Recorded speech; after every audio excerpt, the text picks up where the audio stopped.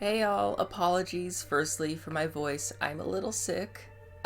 Anyways, so the Halo Infinite flights have concluded for the moment, and one thing anyone who follows my channel will have noticed is that I've been relatively quiet about Halo Infinite content-wise. That's in part because other YouTubers can cover news and content better than I can, but all the same, today I'm going to give you my honest thoughts and opinions on Halo Infinite, and really not just the flights, but also everything else. I do encourage you to watch till the end so that you do get a complete understanding of my opinion and not a half-baked one. I also have a really exciting announcement at the end too, so consider sticking around for that. That said, Halo's community has been kind of, on fire lately, and there's a lot of toxicity when it comes to expressing opinions, so please be nice to each other in the comments if there are any comments, and of course I'd love to hear your honest thoughts and opinions. That said, one last thing, some dickheads have been running around spoiling Halo Infinite stories, so if you read the leaks, don't be that asshole, don't ruin it for everyone else. Now, let's get into it.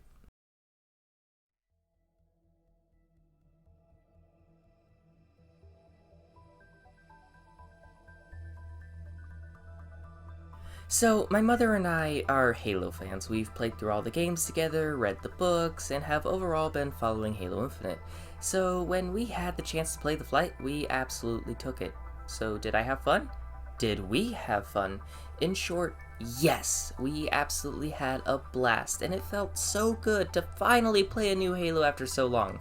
Long answer, well, I've got some critiques. Let's start with the Sandbox. I think it is phenomenal, and I commend 343's monumental effort to make every weapon feel useful, and the return of equipment is amazing. But it's not perfect. I've seen a lot of debate about how 343 should handle weapons, loadouts, that jazz, and I've been somewhat wavering back and forth for a while, but here are my takes. Firstly, let's talk about the assault rifle. The Halo Infinite AR absolutely shreds its targets, and is one of the first ARs in Halo to feel like a legitimate tool in the sandbox. But in some cases, it's a bit too powerful for my tastes. Look, if I have a battle rifle and we're fighting at range, I should not lose to you if you have an AR.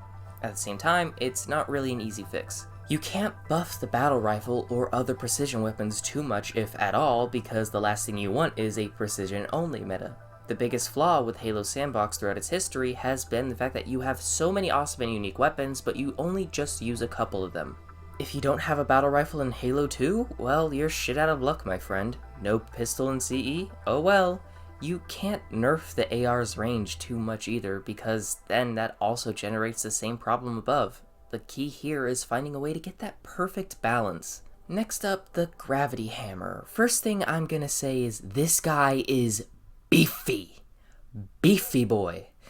This is easily the most powerful hammer we've ever gotten, and I love it. My one complaint is that its gravity effects really aren't there, which sucks because back in Halo 3, you could do some crazy stuff with it. At the same time, it mainly comes down to, once again, balance. As it stands, a competent player could change the flow of a match if they get a good run-in with the hammer. It's got a huge AoE, and honestly I have no idea how the gravity wave may affect that. I'm sad it's gone, but I can live without the gravity effect. I do hope it returns for Griffball though.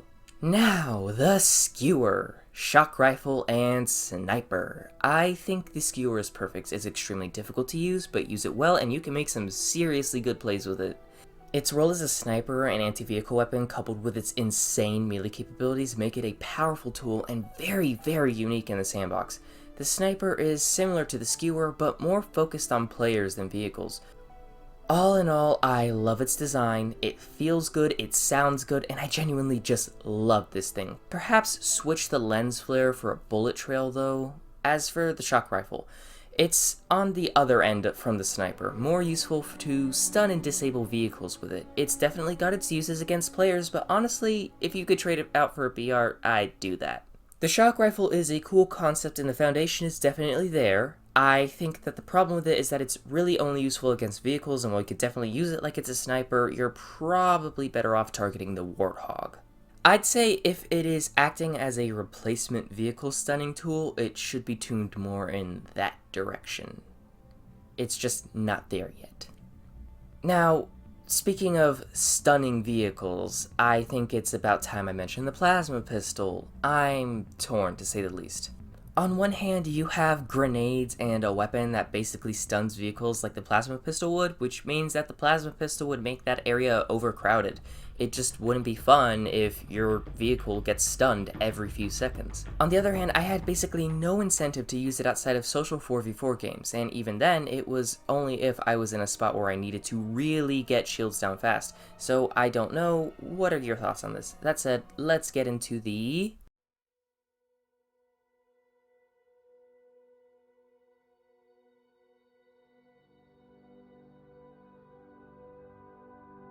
I think Halo Infinite has an amazing sandbox of equipment, however I will say that I do hope that there is more equipment to be used than this at launch. One of the two criticisms that I have with the equipment so far is that I feel there isn't a lot of variety to it where there is room for more.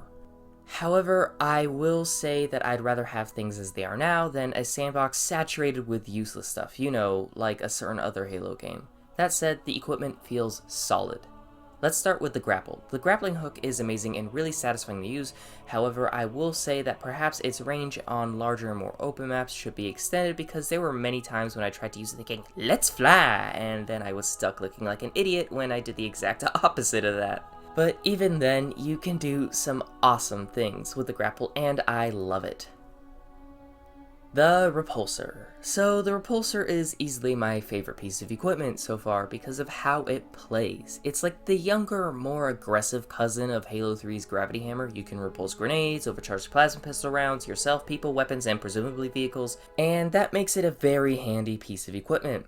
Need to take a shortcut across a gap or get up to a ledge? Repulsor is your friend. Some asshole with a bulldog is next to a ledge? Repulsor. All in all, nothing negative to say. I love this thing, and I love it with ledges. The drop wall. I'm gonna be honest, the drop wall is only useful, it's never useful. I did not care for it. It's weak, it's pointless. I'd say 3 for 3 definitely needs to buff it, and given how much it handles before tiles give in, yeah, it's basically like it doesn't exist. So, as an idea, it's pretty cool, and the fact that you can shoot out individual tiles of it rather than having to get through the whole wall makes it stand out from other things similar to it that you can find in other games. Cool idea, it's not there yet. Active camo. Okay, this is for sure the best active camo since probably Halo Combat Evolved, and I love it. It's perfect. Reach and Halo 4 were especially the two games where I just did not like their active camo. It was all but useless. The only way you'd make any use of that was through crouch walking, and that meant that you were unlikely to catch anyone by surprise, especially due to the radar mechanic. On the other hand, Infinite handles active camo perfectly. Moving at certain speeds through sprinting or the grapple reveals your location, which means you don't need to crouch walk, but you can't just sprint at anyone. It's very hard for people to notice you, and due to its lengthy time of being active, it becomes a true powerhouse. It's not like you spawn with it either, you have to earn it, so the person who gets it is rewarded with a brief power trip.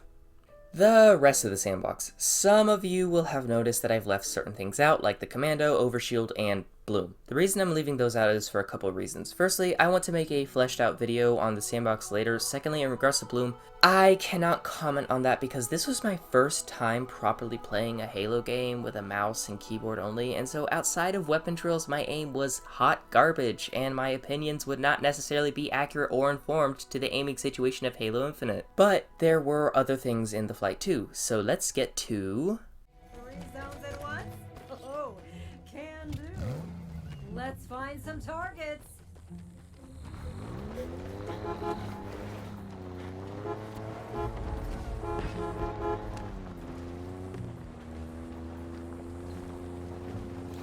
An ally's capturing the zone.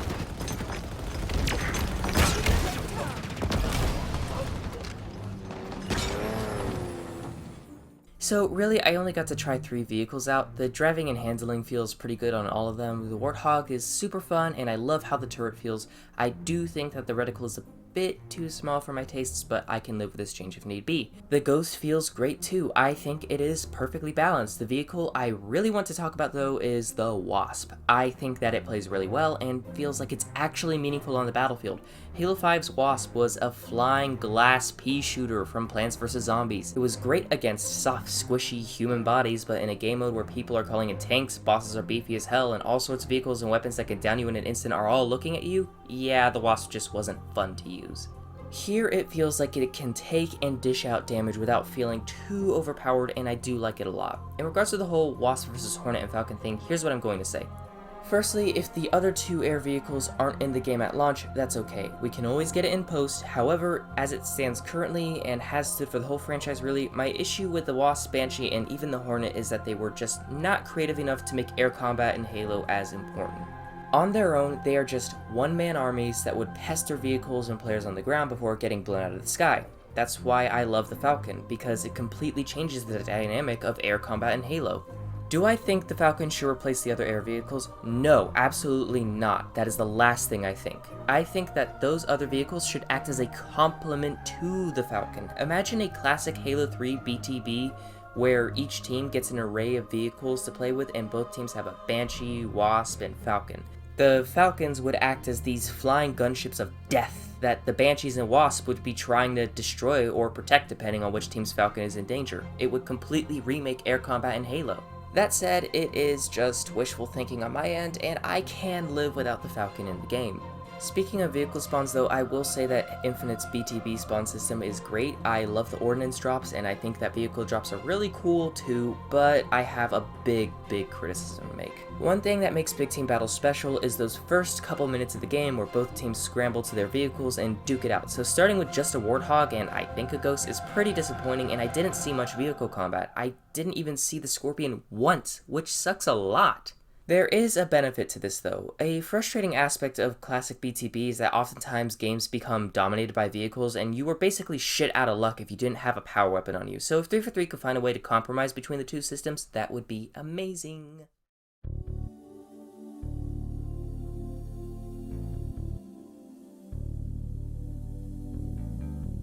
Back in 2020, a lot of people, including myself, were disappointed when we saw the very awful state Halo Infinite was in. To say the least, it was pretty obvious that the game was not where it was needed to be, whatever, wiffly waffly.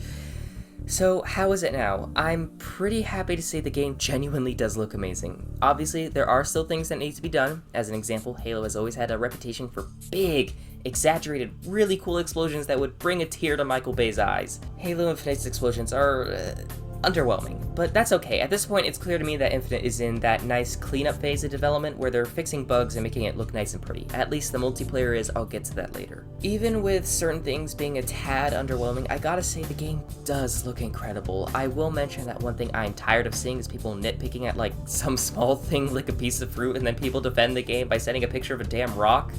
I gotta say, come on, if your biggest complaint is a fucking plant, that's a telltale sign of a badass game right there. I'm sorry. I also think that describing Halo as photorealistic isn't what it is exactly, because Halo has never been photorealistic in quotation marks, or meant to truly imitate realism.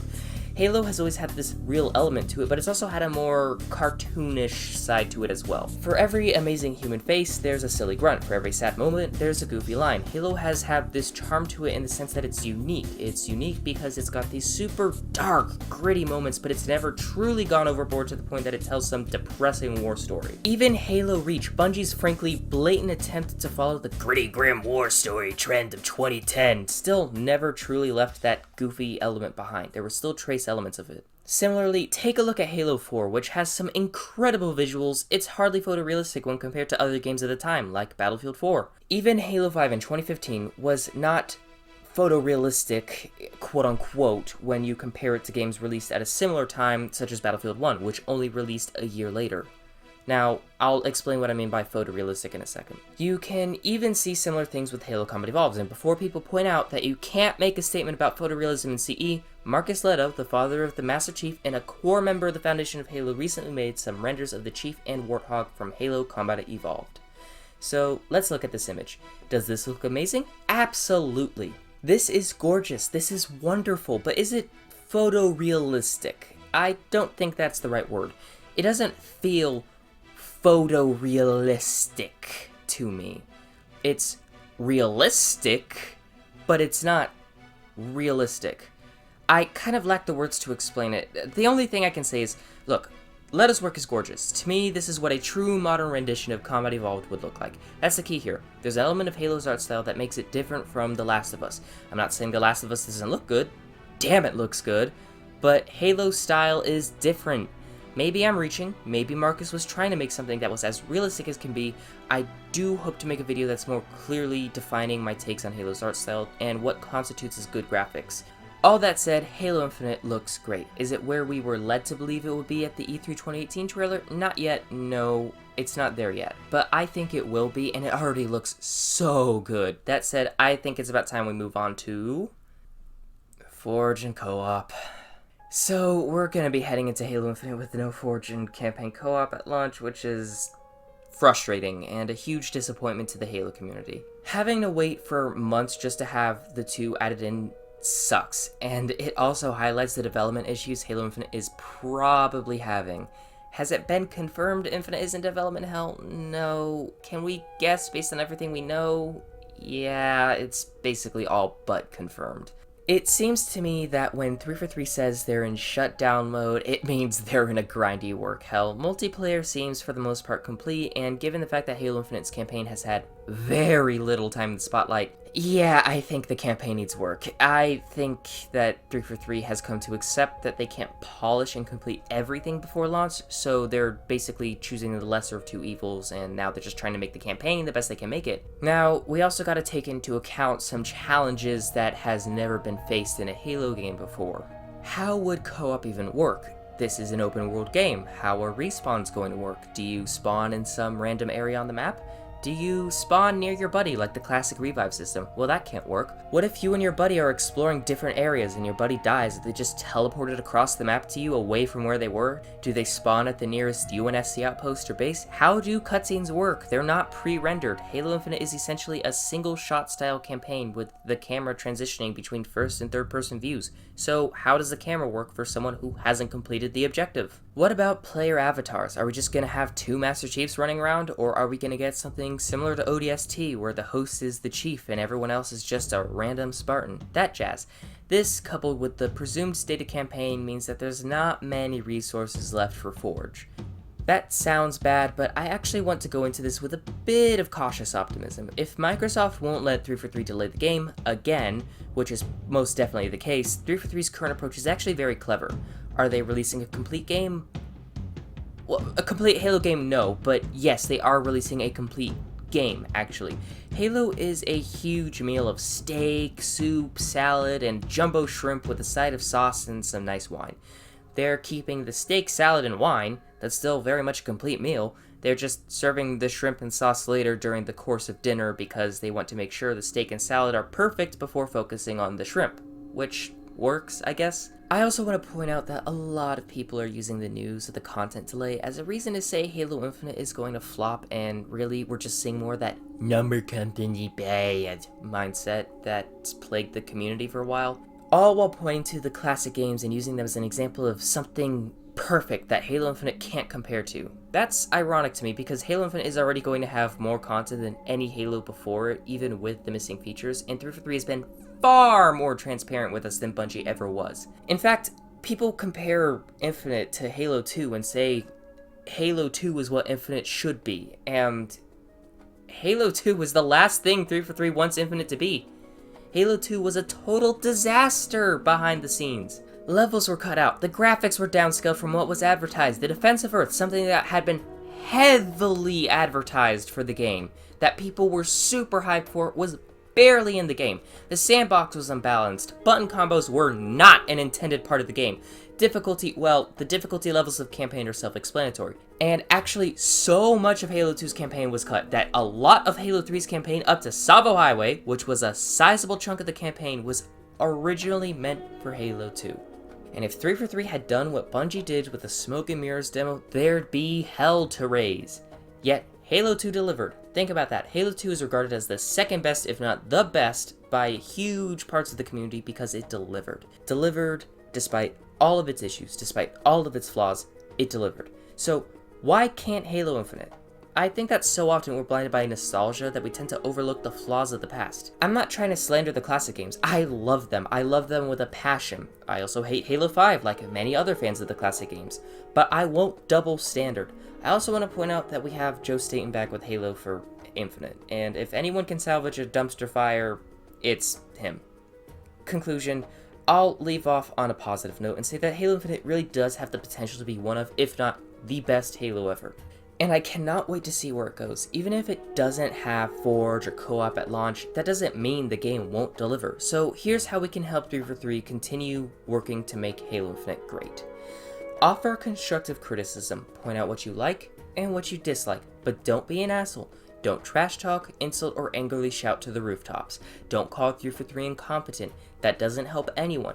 I'm excited to see where this game goes. I do have many concerns, fears, and reservations that I will make a video on, but I'm also comforted by the things that we have seen. What about you? What are you excited for?